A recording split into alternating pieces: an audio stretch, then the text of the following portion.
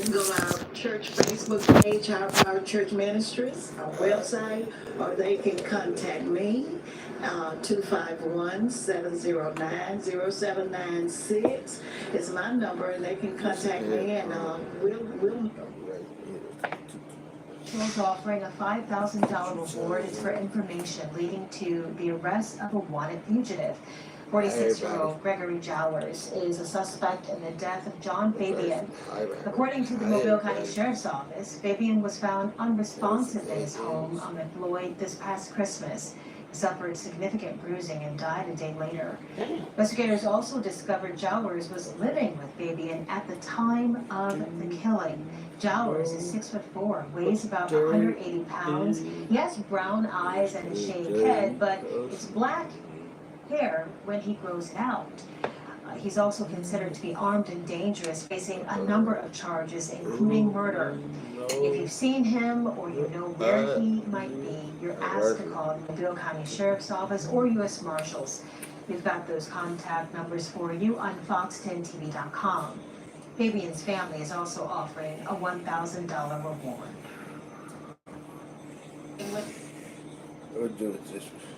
Living with opioid addiction can be a struggle. Supplicate with Counseling is for adults with moderate to severe opioid addiction who have started treatment with a dose of oral buprenorphine or are being treated with buprenorphine. Supplicate may help you keep moving towards recovery. Supplicate continuously releases the medicine buprenorphine all month with no real daily ups and downs. Buprenorphine is known to reduce cravings and block the rewarding effects of opioids.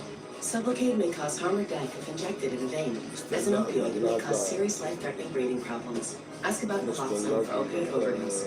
Get emergency help right away if you're faint, dizzy, sleepy, confused, have problems breathing, seeing or talking, or if naloxone is given.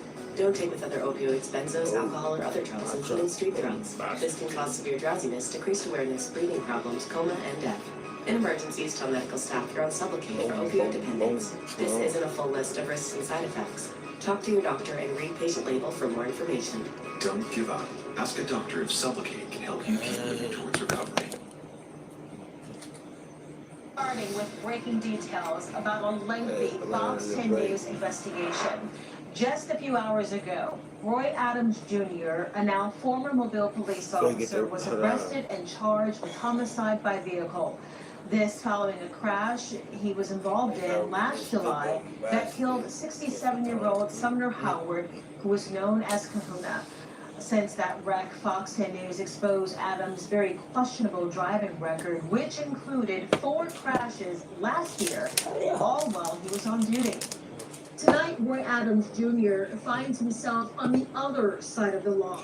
The former Mobile police officer booked into Metro late this afternoon, charged with homicide by vehicle. Last July, Adams ran a red light in Midtown Mobile, causing a crash that killed motorcyclist Sumner Howard, an Air Force veteran. New reporting tonight shows at least one discrepancy between Indian's official crash report and the new indictment against Adams. According to the crash report, which we uncovered a few weeks after the wreck, Adams had his blue lights on, but not his siren. The official indictment says Adams ran the red light, quote, without both his visual emergency light and audio siren. Mobile police also told us Adams was on an emergency call when the wreck happened, but the department would never tell us what that call was. Our investigations exposed 4 different wrecks involving Adams last year, all while he was on duty. We also discovered Adams had multiple not on duty,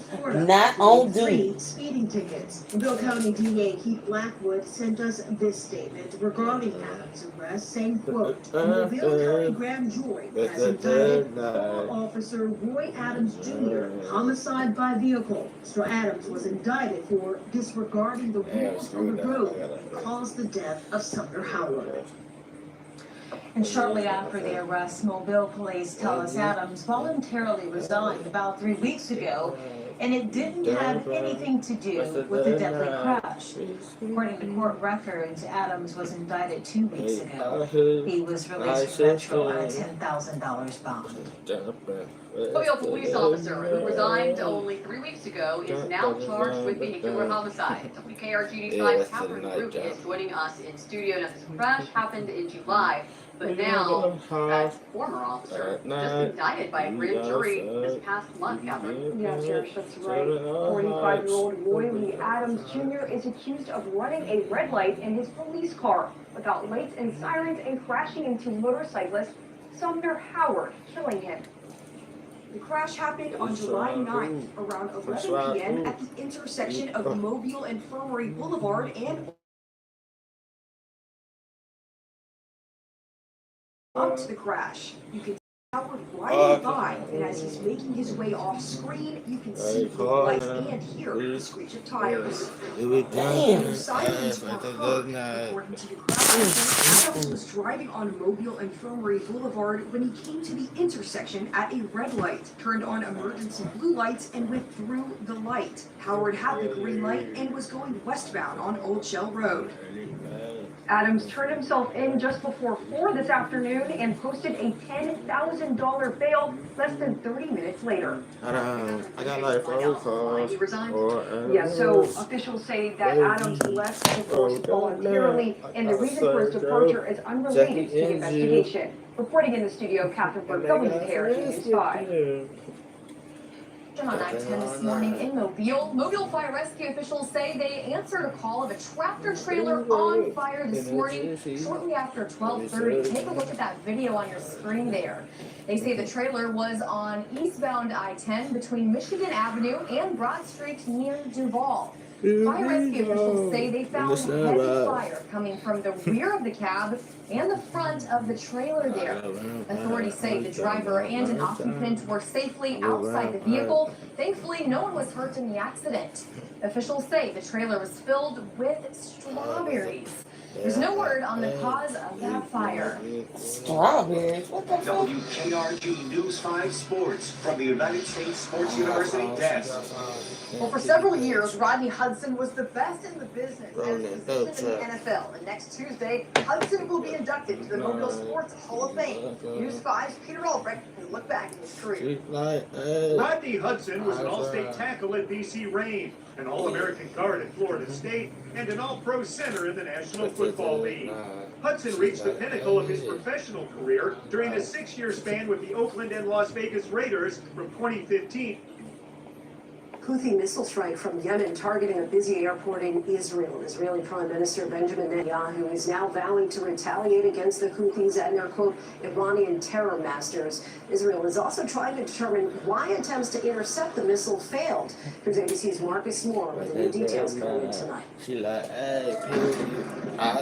This is the moment a missile fired from Yemen penetrated Israel's highly sophisticated Iron Dome air defense system, striking the area near Tel Aviv's main airport. In video circulating online, debris and thick smoke is seen rising into the air. While inside the terminal, passengers taking cover. Israel now is saying a technical issue caused multiple attempts to intercept the missile to fail. 8 people were injured, and tonight, the Houthis claiming responsibility, saying they used a hypersonic missile that traveled some 1,200 miles. We will not tolerate it. We will take the very strong action against them. United Airlines, Delta, and other carriers canceling flights to and from Israel, leaving passengers scrambling. I'm supposed to go back to Paris today, and Air France canceled their flight. And I'm afraid it's going to be very difficult today to go back to France.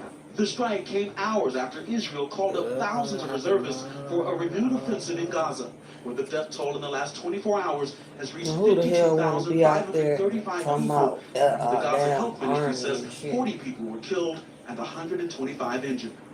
Lindsay, in response to Israel's planned expansion of operations in Gaza, Yemen's armed forces have said that it will impose an air blockade over Israel, targeting its airports, urging international airlines to cancel their flights to Israel to protect their aircraft and their passengers. Lindsay. Lots of fallout there, Marcus. Thank you. I don't care how you get married to Living with me. opioid addiction can be a struggle. People Suffocate with counseling is for adults with moderate to severe opioid addiction who have started treatment with a dose of oral buprenorphine or are being treated with buprenorphine. Suffocate may help you keep moving towards recovery. Suffocate continuously releases the medicine buprenorphine all month with no real daily ups and downs. Buprenorphine is known to reduce cravings and block the rewarding effects of opioids. Sublocade may cause harm or death if injected in a vein. As an opioid, it may cause serious life-threatening breathing problems. Ask about naloxone for I'm talking about slide on this frosty.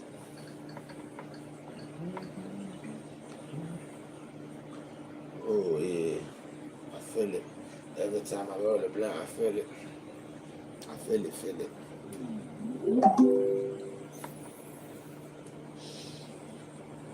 But I did eat the hard chicken strips though. Now I see why this fake Wi-Fi camera has been trending online lately.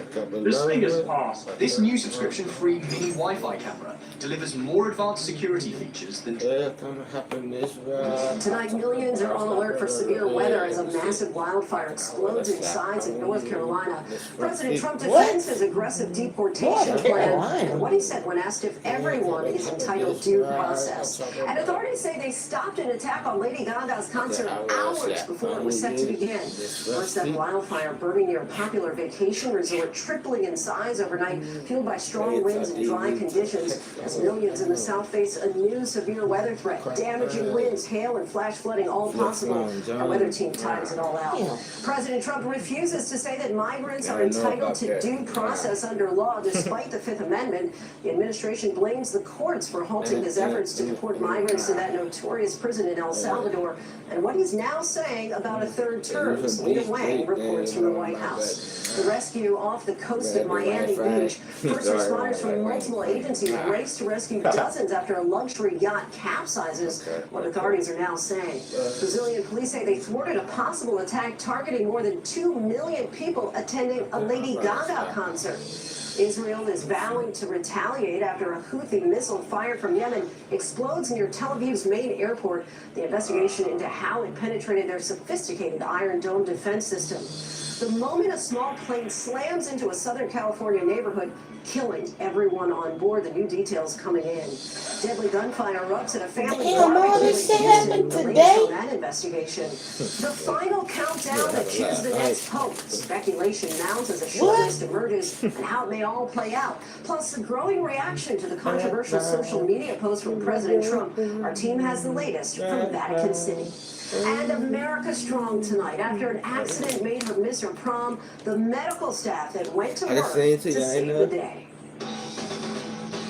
From ABC News World Headquarters in New York. I'll show y'all that. World News Tonight. Good evening, everyone. Thanks so much for joining us on this busy Sunday. I'm Lindsay Davis. Tonight, President Trump's response when pressed on upholding the constitutional deportation of migrants. But we do begin with weather and dry conditions fueling a fast-moving wildfire near a popular vacation resort in North Carolina. The so-called Sunset Wildfire. Make sure ain't nobody in the way, huh? Down there. 1,500 acres tripling in size overnight and is only 10% contained. A 10-year-old died this weekend after a powerful storm caused a tree to crash through the roof of her home in Atlanta. Millions in the South face a new round of severe weather to start off the work week. Let's get right to it. They know unblock me because I believe in my eye. When I pull up, it's the same system that brought the severe thunderstorms bumping at my tail. now transitioning what's on tonight? Girl, they used to tell me what's on tonight. That have been fueling these wildfires. This system is and you don't hear me, yeah. My truck gonna be spamming. That brother be spamming. A new threat unfolding in parts of the plains and south. Severe storms with damaging wind and hail are possible across a large portion of Texas on Monday and Tuesday. However, our greater concern is the widespread flash flood risk on Tuesday from Texas to Alabama.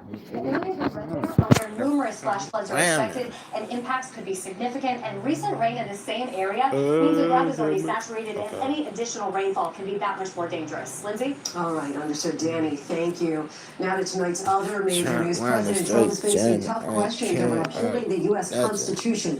The president is defending his immigration crackdown, but deferred to his attorneys when asked about due process during deportations.